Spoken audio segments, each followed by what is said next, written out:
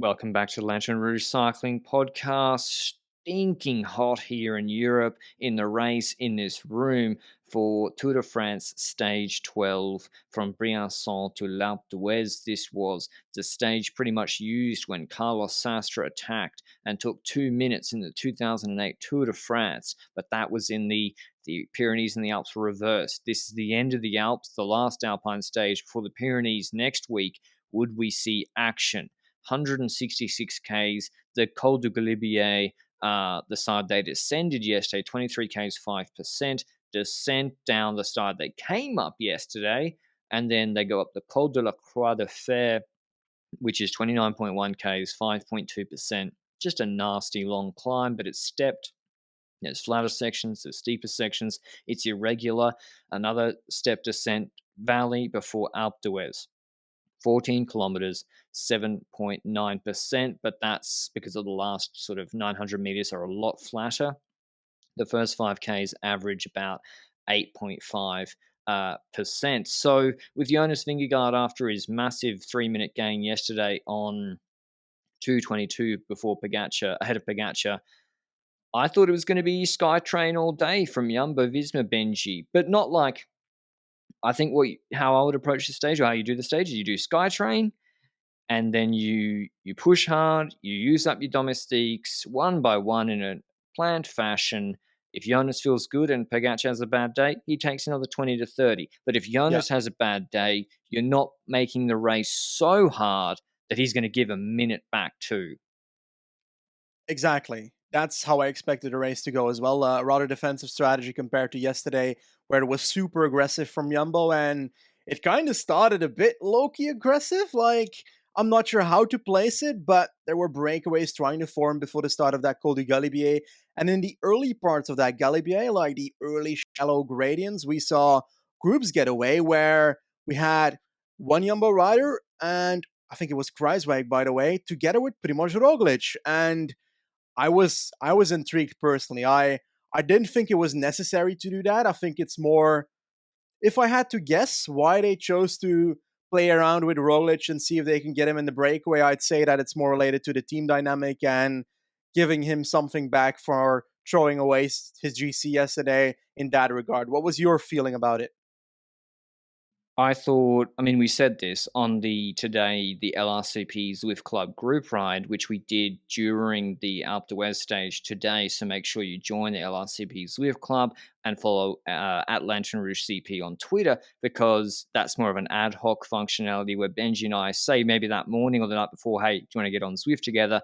And then we talk about the stage whilst on Zwift with you all listening in Discord. So if you want to check that out or get a taste of riding in the mountains, Zwift has its epic KOM Alpe du Zwift and Ventop climbs as well. Long climbs to keep you, I know they're a goal for some people, they're a goal for me and Benji. You can go to Zwift.com to find out more or start your free 7-day trial to indeed join us on those LRCP Zwift Club rides. But yeah, I know. I think Roglic, Benji, I just want him to do train. I just want to train. I'm a really conservative person. I thought to train. So yeah, that's what happened today. It was basically choo-choo train from GC, and we saw in the breakaway tug buddies. We had Hobe Holsens in the break ahead for Intermarché, George Zimmerman then bridging Louis Meintjes across to that breakaway on the Galibier. Froome going with Pidcock, and they make it across to a breakaway of Ciccone, Paulus, Pidcock, Meintjes, Zimmerman, Holsens, Froome, the god. Like, this must be Froome's best level we've seen from him in an Israel jersey. Not he was good after crashing Ineos, but in an Israel jersey, this has to be his best performance. Yes, certainly. And it's not that he jumped away together with Pidcock and they both worked together to get the gap down and so forth. The initial half of the closing from Froome was so low, he decided to attack that group behind on the Galibier. A gap of 2 minutes at that point, trying to close down the group to which Meintjes had just joined. And it was Pidcock that decided to jump later towards Froome, and they both kind of got the gap closed in the end. I think it was past the top of the Galibier that they eventually actually got to that front group. But certainly good form by Froome in this stage. And we've gradually seen him go up in GC in the first week and a half, and then he kind of lost 30 minutes yesterday. So it was either that he lost time on purpose or he had a bad day. I'd point more towards the bad day still. I wouldn't say, oh, he lost time on purpose. Perhaps he was feeling like, okay, it's useless for me to keep up significant watts here. Let's just keep my energy and let's try something tomorrow and I'll do S stage and so forth. But he was certainly in the break today, and they got over that Galibier, and then it started being enjoyment for the descent watchers. I love seeing riders descend and seeing how Paulus and Pitcock were descending against each other on the descent of the Galibier. I don't know, like, I would never ride down a climb at that pace. Was it 100k an hour at certain corners? Like, insane, genuinely insane. Peacock was definitely pushing the most from the break on the downhills, maybe even on the uphills too. And we even saw on the Croix de la Fer descent later, Froome closing gaps to him before that valley. But yeah, Peacock mental descent. Obviously, a big skill advantage of his compared to others like Louis Menkes, who's a little bit more cautious, and well, Peacock's light too. But yeah, Peacock was flying. They get a nice gap of 7 minutes or so from Jumbo Visma, who I thought were going to go for the stage, but they paced the entirety of the Croix de la Fer until the last 5 kilometers with Laporte, and the gap was staying very, very stable. And it was only when they started pushing Nathan van Hooydonk to the front that the time started to tick down a lot. It even went down to like 5 minutes by the end of Croix de la Fer, and the breakaway had been whittled down to the serious guys. The Zimmerman and Holson's gone. It was now Menkes, Powers, Froome, Ciccone, Pidcock, the 5 guys. Sorry if I'm forgetting anybody that were going to win this stage from the break. If the break made it, the question was, what would Jumbo do? Do Jumbo, I don't know, bonus seconds? Like, what if Jonas doesn't drop Pog and then he takes 4 bonus seconds? Like, that's possible Mm-hmm. as well. In the end, Peacock pushes the Croix de la Fer descent. Jumbo let the gap kind of go out again. They're then in the run-in. The breakaway is working really, really well in the actual valley, at least from what I can tell. Pidcock had attacked the descent a little bit. And at a certain point, Wout's pulling and he stops. And we see Jumbo Visma conversing with DSM, half the team missing. And it was at that point that the stage win was gone.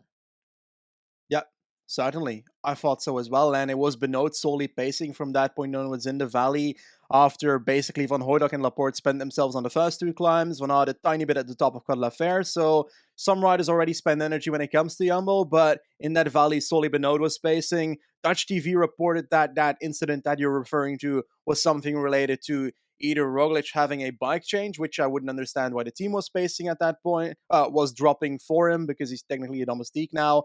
But there's multiple reports, so I've got no clue what happened with Jumbo for that 10 seconds, but afterwards they were further in the group and Benoit was spacing for the rest of that valley for them to come up towards the end again with Van Aert, who started at the bottom of Alpe d'Huez, right? It was not Benoit anymore. Benoit went off the front and Van Aert took over while we had some attacks in the breakaway. Ciccone, I mean, we wrote this in the Discord. We're like, Ciccone is going to go to the front at the start of the steep section of Alpe d'Huez. He's going to accelerate, start, stop, and he's going to blow himself up, and everyone else is going to just ride away from him. And he did exactly that. Or maybe he didn't have the legs anyway, but yeah, against guys of a similar level, he will never win. It's only when he has a significant Watts advantage that he'll win in a break like this. At a similar level, he'll cook himself. Pidcock, I almost was wondering, has he done the same thing, pushing late to get in the break, bridging across on Galibier, pushing all the descents, pushing on Croix de la Fer. And now we see Pidcock going early. Froome had sort of, Palace was struggling. Froome was trying to ride a set pace. Pidcock goes. Menkes, who was the second best climber that we saw from Croix de la Fer, it was between him and Pidcock. Menkes just holds the gap at 2 seconds for so long. And he said afterwards in the interview, he didn't want to do a stop start pace. He knew Pidcock has a much better acceleration and can handle them better than him. He basically wanted Pidcock to burn himself in front of him and ride 100%. But what ended up happening was that gap went to 2, 3, 4, then it's 11 seconds. Froome's gone to 20. He was third on the stage. and Peacock just rode away from Louis Meintjes. The only thing that could stop him was Jumbo-Visma from behind. They were pacing SkyTrain with, well, as Benji said, then Kruijswijk, then then Roglic, sorry, then Sepp Kuss. Gap was 4 minutes at 4.5 Ks to go. And then it held stable at Yeah. 350, 330. So Pidcock either got second wind and paced it well, or Jumbo slowed down. I'm not sure if they did. I don't know. I think Pidcock was holding a really nice tempo the entirety of Alpe d'Huez. Wouldn't surprise me if his numbers were pretty damn good on this Alpe d'Huez climb, especially to drop Meintjes and so forth already, putting 50 seconds into them, but also compared to the peloton, keeping that up. And I think when Steven Kruijswijk was pacing, the tempo was a slight bit lower, I think. But when it switched to Roglic, there was like this sudden surge, and we've seen these last 2 days. Roglic is not at the form that he is when he's in peak form, so his pool was not incredibly long, in my personal opinion. But it seemed like when Kruijswijk pulled off, he kind of stayed in the middle of the group for a bit, then tried to come up again, and then was gone. So not sure what happened there, but I wouldn't say that the tempo when the gap stayed stable at 4 minutes was slower, because riders were dropping one by one at the back, and this group was going down to 15 riders to 10 riders, and then Sepp Kuss came to the front, and yeah, I've got my theory. I spoke to you about it on our ride this afternoon on Zwift, and my theory is that stages like yesterday, the fact that it was so aggressive, so stop starting in certain occasions, efforts the entire way through. I think that's a very different effort compared to a stage like today, where they've got basically control the entire stage, and Sepp Kuss can do his job on the final climb. I think this stage and this type of strategy fits him so much better than yesterday, and I think that's what we saw afterwards, right? Because Sepp Kuss was bloody amazing today. Night and day compared to yesterday. Yesterday, Micah drops every Jumbo Visma Domestique on Grenal. Today, Mike is the one dropping. Quintana drops and has a bad day. Enric Mas does better. Vlasov drops and loses 2 positions, same as Lutsenko. They fall from 8th and 9th to 10th and 11th on GC. And it's Tom Pidcock who's able to hold on easily, in fact, winning the stage ahead of the GC group by 3:23. So that the finessing and attacks behind helped him a lot. And he actually not only takes the stage, which is the biggest road result of his career, apart from Amstel Gold Race perhaps, on Alpe d'Huez winning a Tour de France stage, he moves into 8th on GC on 7:39. He's now in the top 10 on GC. So it's the O'Connor. I mean, he's not moved into second or third, but this is, I mean, the stage plus moving up. He's moved up 3 spots. And I think there's another theory here. Enric Mas makes the last group of 4 or 5. And to me, it's very clear. There's now a pattern of 2 years in a row. So 2 data points. That equals, in my book, big sample size. Col de Portet, terrible. Lost so much time last year. The next day, Les Ardennes, he's attacking the GC group. Portet's out to altitude. Ardennes not. Yesterday, loses so much time on that Galibier-Granon stage. Today, yes, Galibier is to high altitude, but it's at the start of the stage. Alpe is not. And he is suddenly in the group of 5 with much better legs and in the heat. So I don't think he's very good at altitude. He'll probably prove me wrong. They got the Sierra Nevada stage in the Vuelta. So let's see. But maybe that's Yeah, my it's a big one. current working theory. Is that not the stage that they're trying to extend to like the Like to extreme top at like 2,900. Yeah, crazy, We'll know absolutely then. batshit crazy. But that's for the future. Let's talk further about today. In that chasing group, we basically had Kuss pacing for quite a while going into the final 2.5 kilometers, the final 2 kilometers, and that's finally when we had a move by a Slovenian, eh? It wasn't Primoz Roglic. He was dropped. Pogacar attacked. Jonas was on the wheel. I was quite disappointed. I mean, I've said it before. I didn't mind when there were no fans during the racing. Like, we were very close. We were yesterday with the man with the flag and Jonas, and we were close again today to having the GC battle affected by stupid fans on the road. I don't know where the police were in that section before the barriers. They're like literally breathing, like they're touching the fans and running next to them. Yeah, it's like insane today. Like It's it's not next one level. person. And then we hear Pitcock in a post-race interview saying it's a wonderful experience to do that, but it's also super dangerous. And there was a point where Jonas actually had to like straight up push one away that was running next to him again. When I think Pogacar was still pacing or something after his attack right there. But yeah, it's But I'm this not happens all the 100% time here, right? yeah, Alpe, yeah, every Didn't time. Condor punch a fan on Alpe d'Huez? Did a fan not cause the motorbike, which caused Froome running? Well, no, that nearly happened today. Pogacar was when Pogacar attacked. He's drafting the motorbike. You see the ticket. He's going 26 up the hill. Yeah, He's on the moto bumper, and the moto's having to slow down because there's fans in the road. And Jonas is in his draft. So and Thomas is fucked. Thomas was getting blocked by yeah. fans behind. So he said afterwards, he's like, "Come on, like I'm trying to come back to those guys, and they're getting a moto draft, and I'm getting blocked by fans." So yeah, I didn't really enjoy that too much. Like, imagine a fan knocks Jonas off. Like, it just ruins the tour, man. Or Pogacar also ruins the tour. Same story. True, exactly, same thing. It could ruin anyone's tour. So that's just hopefully. I mean, we're leaving the mountains now for a while, but yeah. Anyway, Pogacar couldn't drop Jonas. He tried twice. Jonas answered pretty easily. Were you surprised Vingegaard didn't try and didn't get into a head-to-head battle here? I think it depends, eh? We don't know what his legs feel like here. Perhaps he has less of a day than yesterday. We don't know that. And I think if he doesn't try him here, then it's probably because he doesn't have the confidence that he can pull it off until the line. It's only 1.5 kilometers. So, yeah, I feel like I'm going to guess that Jonas did not have the day he had yesterday. As simple as that.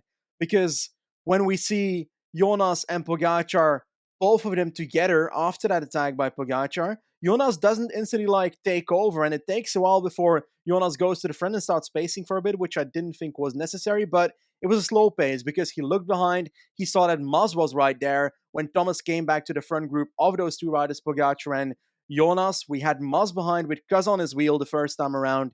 Maz bringing back Kuz basically, and that's a perfect scenario for Jonas because that was what we saw on multiple climbs in the past with Roglic and Kuz, where Kuz comes back to those GC leaders and plays a role again, and that's what happens here. And Kuz takes over again, and we get another attack by Pogacar, and it's one that is just in front of like this hairpin corner to the right, and this is one of the best shots I've seen in today's stage, in my personal opinion. They go around this corner, Pogacar attacking in the corner, he goes really wide, and Jonas takes a very like sharp corner, and he like takes the inside and basically like counters the entire attack in the corner, it felt like to me.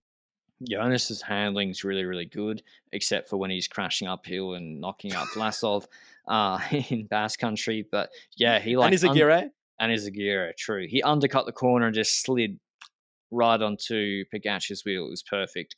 And the problem for Jonas here is the last 1,500 meters of the Alpe is 4%, 3.5%. Like it's Pogacar territory actually, who's, as I've said now many times, 8 kilos heavier. So it really doesn't suit Jonas as much. So yeah, we saw literally a carbon copy of Froome Port today. Koos Jonas, like Skytrain defense, absolutely flawless from Jumbo. Koos was unbelievable, and Pogacar couldn't gain any time. I think he was on a better day today. I do think, I said this on Twitter, Pogacar doesn't just crumble in the heat. Like, it's not Yeah. just, okay, it's 35 degrees today, he's going to crumble, we'll just insta-drop him.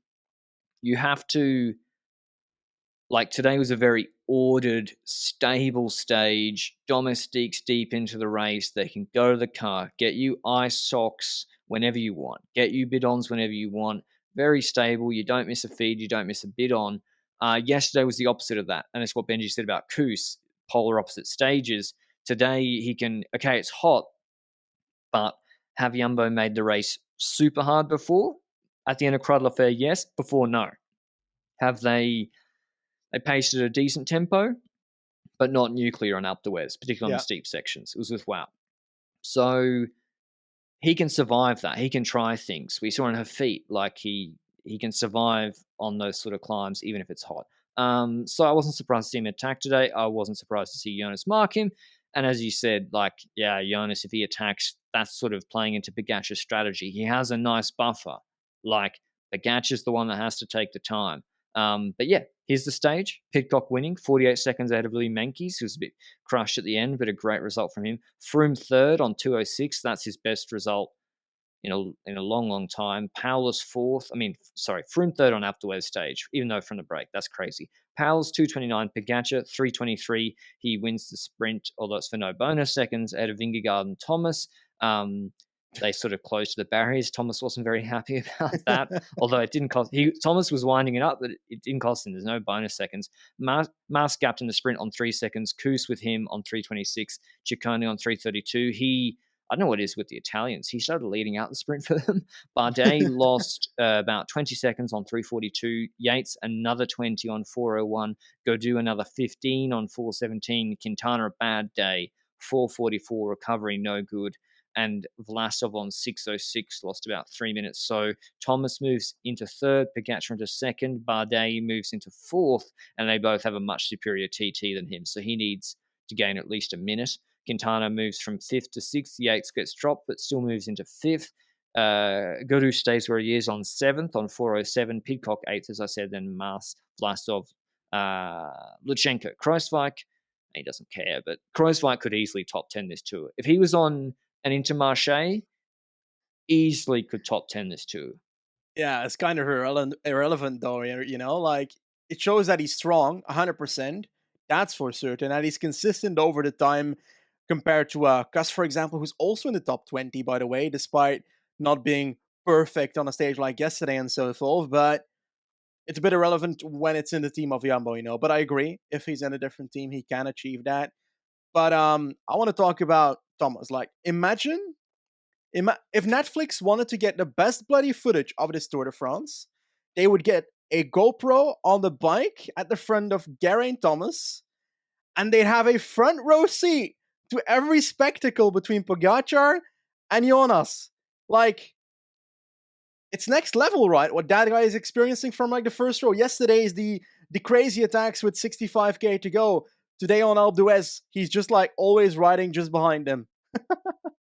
Well, that's his strategy. Thomas won on Alpe d'Huez before. He and Froome know it well. But yeah, he's just TT doing his set pace. He knows they'll attack each other. They'll go up the road. They'll stop because they're not going to go with each other in their wheel. And so I'm just going to TT my way back. He rode yesterday, pretty cool. He rode today. I wasn't surprised. He hung on longer than Bardet. Bardet got a jump start on him yesterday on Granon because Thomas had to wait with the other guys and then could only move. And he also sat on Pogacar, making sure he was dead, trying to get every last pull out of him. But yeah, today he looked good and TTing back. I think he's on for a podium. If he doesn't, it's not a hot take. He's in third with a good TT. He's just got to hold this shape through the Pyrenees and not crash. I need to, for the German cycling Twitter bubble, they've been at me. Simon Geschke maintains the KOM polka dot jersey for another day. He's been fighting hard for it, the German on Cofidis. It's weird. Raul wrote the long article in full detail on my website, lanternerouge.com.au, the ultimate guide to the KOM battle in the Tour de France, and it detailed exactly how to win it this year. And it was avoid everything in the first week, and on the last two stages, get in the break and get over the first two, spend everything to get over the first two of the three climbs first. And you take an obscene amount of points. But what we've seen is the points distribution. There are 7 riders from 30 to 43 points after, I think, like 30% of the HC climbs, maybe 50% of them. So no one's really stood out as a clear leader. Everybody has sort of cannibalized each other. Latour tried but wasn't good enough. Geschke couldn't get in the break today. Who do you see emerging as the KOM candidate? It's a very difficult one, because I feel like what I've seen so far is that there's no one that is giving its everything just for KOM. They always want that extra left for the stage, for example, or they want to, or they're not consistent enough in the breakaway to be able to fight for these KOM points when it matters. Like today, for example, with the likes of Geschke. I think Geschke needs to go in the break more if he wants to keep it, because right now he hasn't been in it enough, in my opinion, to be able to consistently have it over the coming week. And it's like shocking because it makes it so that if the Pyrenees become a GC fight, Yeah, GC will this take might it. actually become close. I don't think they'll take it still, but it's gonna be a close one nonetheless. I don't know what Barguil will do dependent on Quintana. I think Barguil might be the man that I'm pointing at right now, but Pinot hasn't done what I would expect him to do yet, but No, he's tried to be in breakaways, but he just fell. I know, and that's what we say. Like it's Pinot today tried. It's I guess he's being a domestique for Gadu. Is that the rationale? But he's at 7:29, so he's hanging on. Like that's making the last 12 or 15 on the climb. He's hanging on like Jungels. Yeah, Um, but it's just burning your legs for nothing. Like GC is not an option. It's just burning your legs. So he doesn't seem to yeah, be like a concerted effort towards it. I think you're right. Geschke, Kofidis got to get Benjamin Tomar around him, and they can really try to go for this. He's in the best shape of the last period of his career. Simon Geschke showed that at Romandy. Um, he can win it, but particularly because because Bardet's going for GC and Pinot's not been targeting it, and they were the two favourites for Polka Dot before the Tour de France. So he's got a big opportunity here. But yeah, I just wanted to give a bit of just an update on KOM, just to appease the German cycling fans. They're getting on me. Ineos are in teams, Pogacar's in youth, and yeah, GC remains stable in terms of Vingegaard 222 ahead of Pogacar. That was a pretty straightforward stage, Benji. What do you see from and by the way, I have the watts now. They've come through from Nightchacker doing the podcast. They did Koos did 6.12 and Pogacar, Vingegaard, Thomas, Mas 6.08 for 39.12 on Alpe d'Huez. That's provisional calculation. So decent, but yesterday was higher level because yesterday was to altitude. Jonas did 6.1 to 2400 after a batshit crazy stage. So yesterday was higher level. That's why the Thomas, Jonas, and Mas are all very, very close there at the end going for the sprint. But quick discussion on the back end of GC here, Benji. This is one for the real aficionados from 5th to 7th. Do you see, what would you do if you're Mas? He can't get in a break. He's just one of these guys, they just can't do it. They're not doing it. Is he going to work his way slowly into 6th? And do they need, I think they have to do that for the points too. yeah, he has to be, because 942 is a lot when it comes to GC. So it's the amount that wouldn't surprise me that you can still get in the breakaway in the last week, but I think his reputation will ruin him for that. I think if his name was Pitcock this morning and he's ninth in GC on 9 minutes, Pitcock is allowed to go in the Yep. breakaway. I And I think Pidcock can hold on in the Pyrenees. It's a different, Yeah, hold on. Okay, if Jumbo doing steady pace, not nuclear, I think he'll go fine. I Do you think think Vlasov will go on the break? I think Lutsenko will go in the break in Yeah, 11th. and he's experienced at doing that. And he's getting better throughout this Tour de France from what I can tell. His Alps were relatively decent. Like his day today was not spectacular, but No, it was to the yesterday was point where insane. yesterday was great. He was in that group with he was closing down. I have no clue, but he was in a group that came back on the Galibier. I think he came back on the descent to G1 when they were messing about. Yeah, Or yeah. I think he's a great descender and he's a bit heavier, but his Granon climb he must have just done, it was crazy.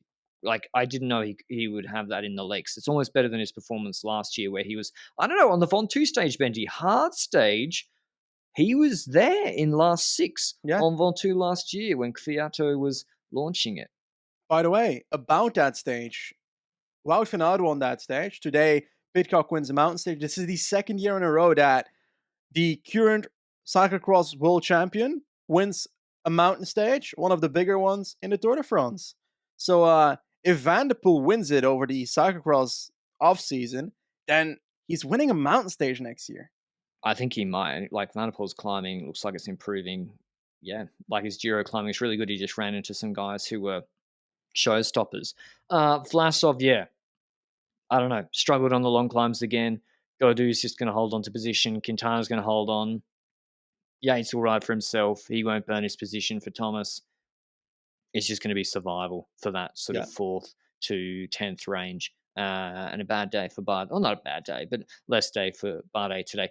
Tomorrow's stage, just quickly, we say this with fingers crossed. Well, not really. I hope it's GC, but Le Bourg does, yeah, to Saint Etienne, 193 Ks. This looks like, if you look up in the dictionary, a breakaway stage for the likes of Morich type guys or Sturven even. It's like 2Ks 8% Valley, 5K 7% Valley, 7Ks 5%, and then rolling uphill, and then yeah, it just has to be break. Like Jumbo, do they get out in the break? They get greedy. Um, I don't think they should. I think they should hope that a bike exchange feels too powerful and they start trying to aim for matches on the stage. Will Trek ride for Peterson, or do you think that Stuyven in the break is more likely? I think the latter is more likely. I mean, Trek have been shocking, haven't they? Like, Pretty awful. yeah, um, They I look don't like know. Alpecin on the road, so you barely see them as well. Yeah, but like, yeah, Alberson, yeah, they've had a bad tour as well. Benjamin Thomas. That's a good shout. I'm kind of jealous of that. Magnus Haha. Court. Magnus Court. Magnus Court. I'm Yeah. going with Fred Wright. Bahrain. Don't let him ride for Lewis Leon. I'm going with Fred Wright tomorrow. British back to back. Breakaway stage. Nothing on GC. Likely Bike Exchange will try and corral Jumbo into working with them. And maybe we do see them offering Nathan Van Hooydonk, because at the end of the day, it is like, I don't think Pogacar, famous last words, but can he take bonus on this finish? I doubt it. Nah. Yeah, it's really not that Nah, difficult. because the break wins. Well, It's no, if the destined, my friend. okay. Wait, who'd you go with? Court? No, Thomas. Benjamin Thomas. Yeah, he's looking good. Oh, okay, that's our podcast for today. Thanks for everyone that joined us on the LRCP Zwift Club ride today. It was really enjoyable, and we'll see you at the breakdown of stage 13 tomorrow. Ciao.